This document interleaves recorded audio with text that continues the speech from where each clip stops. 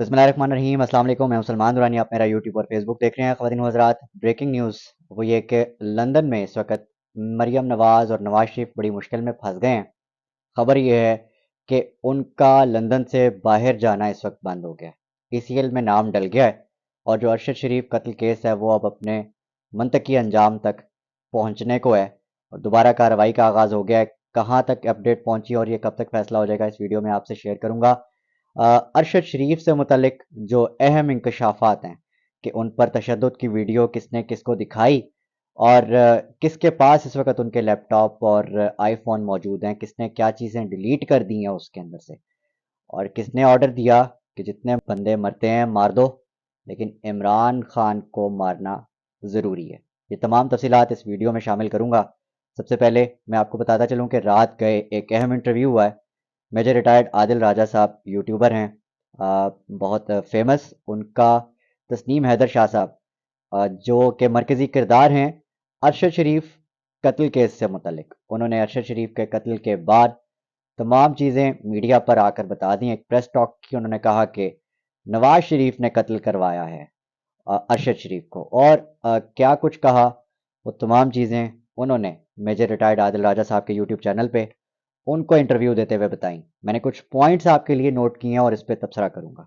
साथ साथ आपको बताऊंगा कि कौन सी चीज़ किस तरह से हुई और समझाने की पूरी कोशिश करूंगा।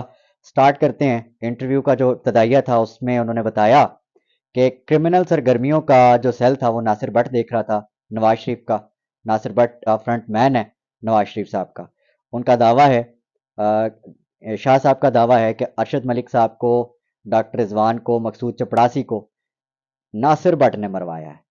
और जब अरशद शरीफ की बारी आई, अरशद शरीफ और इमरान खान के कत्ल की बात जब शुरू हुई तो फिर कहा गया कि हमारे जानने वाले हैं कि शाह साहब उनके पास शूटर होते हैं, और उन्होंने ये दावा किया कि मेरे पास वाकई शूटर भी होते हैं और मेरा ये काम है। वो ये इस चीज़ को डिनाई नहीं कर रहे। और उन्होंने ये भी बताया कि रावलपिंडी में मेरे रावलपिंडी में नासिर भट्ट को जब कोई ज़रूरत पड़ी मुझसे तो मैंने 2 से 3 वहाँ पे लोग इसको फराहम किए थे बंदे मरवाने के लिए। और ये बात नासिर भट्ट को बहुत अच्छे से पता है। उन्होंने अपना जो तारुफ करवाया, बताया कि मियाँ नवाज शरीफ से उनका जो राब्ता है और उनके आने जाना है वो 2-3 साल का है। और ये भी कि जो मरियम नवाज़ हैं, नवाज शरीफ हैं, और उनकी जो अहलिया हैं मरहूमा, उनको भी हॉस्पिटल ले जाना और हॉस्पिटल से मरियम नवाज़ को हॉस्पिटल ले जाना और वापस लाना। एवन फील्ड में जिस वक्त एहतजाज चल रहे थे तो नवाज शरीफ को पिछले रास्ते से वो जो लेकर जाया करते थे शाह साहब। अपने इस इंटरव्यू में उन्होंने ये भी इंकशाफ किया गया। खैर, जब बात हुई कि जब मुलाकात हुई नवाज शरीफ साहब से तो जो शाह साहब हैं उनके क्या इंकशाफात थे वो क्या बताते हैं, आइए जानते हैं। मुझे मियाँ साहब ने कहा कि इमरान खान और अरशद शरीफ को कत्ल करवाना है। ये उनका कहना है कि जिस वक्त बराह रास्त नवाज शरीफ से मुलाकात हुई तो उन्होंने मुझे बराह रास्त हुक्म दिया कि आपने अरशद शरीफ को और इमरान खान को मरवाना है, दैट्स इट। मैंने कहा कि मेरे पास कीनिया और दुबई में बंदे नहीं हैं। तो नासिर भट्ट बीच में बोला कि उसका मैं कर लूँगा, आप इमरान खान की बात करें। तो अरशद शरीफ के कत्ल के बाद ये मैं आपको बात बताऊंगा, लेकिन ये आप ज़रूर अपना ख्याल रखिएगा कि ये मैं बड़ी सेंसिटिव बात बताने लगा हूँ इस बार अरशद शरीफ शहीद से मुतलिक। तो आपके दिल पे अगर ये गिरा गुजरे तो मैं पहले माजरत करूँगा। अरशद शरीफ के कत्ल के बाद नासिर भट्ट ने मुझे वीडियोस दिखाई जिसमें इस पर 3 लोग तशद्दुद कर रहे हैं और वो चीख रहा है। मैंने कहा कि अच्छा, ये जो तशद्दुद हो रहा था वो कुछ औजार भी इस्तेमाल हुए। मैं नहीं नाम लूँगा क्योंकि ये बहुत सेंसिटिव मामला है। खैर, ये उनका कहना था। खैर, उन्होंने कहा कि जिस वक्त मैंने उनसे कहा कि आप ये वीडियोस मुझे भी दें, नासिर भट्ट को कहा, नासिर भट्ट के साथ उस वक्त 2 लोग और थे जो अरशद शरीफ के ऊपर हुए तशद्दुद की वो वीडियो मुझे दिखा रहे थे और साथ साथ बेहिसी के साथ कहके लगा के हंस रहे थे कि देखें हमने कितना अच्छा कत्ल किया, कैसे पहले तशद्दुद किया उन पर, कैसे उनको तड़पाया। ये बातें हो रही थी उस वक्त लंदन में, और ये तस्नीम हैदर शाह साहब जो हैं इंटरव्यू में बता रहे हैं। मियाँ साहब के पास गए, खैर अरशद शरीफ के कत्ल के बाद, तो उन्होंने कहा कि और वहाँ फैसला हुआ کہ اچھا میں آپ کو تھوڑا سا اس کا بیک گراؤنڈ بتا دوں. شاہ صاحب نے کہا کہ جی اب ارشد شریف تو قتل ہو گئے، اب باری ہے عمران خان صاحب کی. تو جب عمران خان صاحب کی باری ہوئی آئی تو اس میں اب کال کر لی گئی میٹنگ. تو آپ نے وزیر آباد اپنے بندے پہنچانے ہیں وہاں سے، اور وہاں پر رانا ثناء اللہ تمام انتظامات دیکھ لے گا، یہ کہنا تھا شاہ صاحب کا. خیر میاں صاحب نے جو بات کہی ہے وہ انتہا کی عجیب اور غریب بات ہے. آپ دیکھ کے آپ سن کے پریشان ہو جائیں گے. میاں صاحب نے اس ملاقات میں شاہ صاحب کو کہا کہ جتنے آدمی مرتے ہیں مریں، بٹ میک اٹ شیور کہ عمران خان ضرور مرنا چاہیے. یہ میاں نواز شریف کا کہنا ہے. سید تسنیم حیدر شاہ صاحب جو ہیں ان کے مطابق ان کو یہ کہا گیا. انہوں نے کہا آگے سے کہ ٹھیک ہے. پلاننگ ساری ایون فیلڈ میں اور حسن نواز کے دفتر میں مختلف ملاقاتوں میں ہوئی. یہ تمام پلاننگ ہوئی اور اس کے بعد ایگزیکیوشن کی طرف چل پڑے یہ سارے. خیر یہ وہ ساری تفصیلات وہ بتا رہے تھے، لیکن اس کے بعد ظاہر ہے وہ پھٹ پڑے، میڈیا میں آئے اور انہوں نے تمام تفصیلات شیئر کر دیں کہ میرے ساتھ کیا ان کی بات چل رہی تھی اور مجھے کس طرح سے استعمال کیا جانے لگا تھا. خیر یہ ابھی کیس چل رہا ہے لندن میں، اور انہوں نے بتایا کہ کرسمس کی چھٹیوں کے بعد 6 تاریخ سے دوبارہ کارروائی کا آغاز ہو جائے گا اور انٹرویوز کا دوبارہ سلسلہ شروع ہو جائے گا. اس دوران تسنیم شاہ صاحب کو یہ خطرہ تھا کہ کہیں مریم نواز اور نواز شریف پاکستان فرار نہ ہو جائیں اس کیس کے دوران، اس کے کارروائی کے دوران. انہوں نے ایک آن لائن درخواست لکھ دی جو میٹ وہاں کی پولیس ہے ان کو، اور ان کو کہا کہ مریم نواز اور نواز شریف پاکستان بھاگنے کی تیاریوں میں. تو یہ درخواست پر برطانوی جو پولیس ہے اس نے ایکشن لیا اور مریم نواز اور نواز شریف کا نام ای سی ایل میں ڈال دیا گیا. وہاں کی ایگزٹ کنٹرول لسٹ ہے جس کے تحت وہ اب برطانیہ سے فرار نہیں ہو سکتے، نہ وہ پاکستان آ سکتے ہیں نہ وہ کسی اور ملک جا سکتے ہیں. خیر یہ ایک اہم ڈیولپمنٹ ہے تسنیم حیدر شاہ کے مطابق. اگلی بات کہتے ہیں کہ اگر تو اب بیانات کا سلسلہ دوبارہ شروع ہوتا ہے اور وہ بیان ریکارڈ کروانے نہیں آتے تو پولیس اس چیز کی مجاز ہے کہ وہ ان کو گرفتار کر کے اپنا بیان ریکارڈ کروانے کے لیے پولیس اسٹیشن یا جہاں بھی بیان ریکارڈ کروانا ہے وہ وہاں پر لا سکتے ہیں. تو یہ امکانات بالکل ہیں کہ میاں نواز شریف صاحب کو اور ان کی دختر مریم نواز کو لندن میں گرفتار بھی کیا جا سکتا ہے. میں نے پوچھا کہ ارشد شریف کا جو آئی فون ہے وہ کس کے پاس ہے اس وقت، اور جو لیپ ٹاپ ہے وہ کس کے پاس ہے. تو مریم نواز کے پاس اس وقت وہ تمام ڈیوائسز موجود ہیں شاہ صاحب کے مطابق. اور جو سب سے بڑی بات وہ یہ کہ ڈاکٹر رضوان کی طرف سے جو ارشد شریف کو فراہم کردہ ویڈیوز اور ثبوت ان ڈیوائسز میں تھے، ممکنہ طور پہ انہیں اپروچ کر لیا گیا ہے اور مریم نواز کا جس چیز سے کنسرن تھا وہ تمام ثبوت، وہ تمام چیزیں ڈیلیٹ کر دی گئی ہیں اور ان ڈیوائسز کو ٹھکانے لگا دیا گیا ہے. یہ اطلاعات ہیں ابھی تک کی.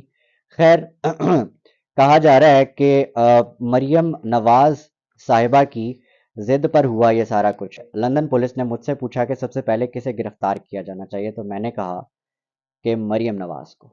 انہوں نے کہا کہ کیونکہ ان کا آگے سے یہ کہنا تھا کہ مریم نواز نے ارشد شریف کو مروانے کے لیے بہت زیادہ پریشر ڈالا ہوا تھا. یہ ناصر بٹ نے بولا ہے ان کو.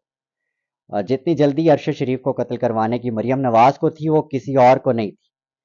اور جب ارشد شریف کا قتل ہو گیا تو لندن میں انہوں نے پارٹی کی خوشیاں منائیں اور کہکے لگائے. مجھے ناصر بٹ نے بتایا کہ مریم نواز بڑی ضدی عورت ہے، مریم نواز کی ضد ہے اور اس کا بہت پریشر ہے، اور میاں نواز شریف وہ کرتا ہے جو مریم نواز کہتی ہے. اور اس کے بعد شاہ صاحب کہتے ہیں کہ یہ جو پارسل والا ٹویٹ تھا، ارشد شریف کو تشدد کروایا، اس کو مروا دیا، تب بھی ٹھنڈ نہیں پڑی ان کے غصے کو کہ ایسا ٹویٹ داغ دیا کہ جس سے لوگوں کو تکلیف ہوئی اور ان کے جذبات مجروح ہوئے. یہ شاہ صاحب کا کہنا تھا. خیر اب جو آگے والی بات ہے وہ سنیے گا، وہ بڑی امپورٹنٹ ہے کہ آخر میں شاہ صاحب کہتے ہیں کہ میں نے ناصر بٹ کو پوچھا کہ مریم نواز اب خوش ہے تو ناصر بٹ نے کہا وہ تو بہت زیادہ خوش ہے، خوشی سے چھلانگیں لگا رہی ہے، اور وہ اس وجہ سے کہ میں نے جو میرے ذمہ کام تھا وہ میں نے کر دیا، ارشد شریف کو قتل کروا دیا، اب جو تمہارے ذمہ جو کام ہے وہ آپ نے کرنا ہے، اور اب عمران خان کو قتل کروانا ہے کیونکہ ہمیں نواز شریف کو چوتھی بار وزیر اعظم بنوانا ہے۔ اور یہ وہ تمام چیزیں ہیں جو اس انٹرویو میں ڈسکس ہوئی خواتین و حضرات۔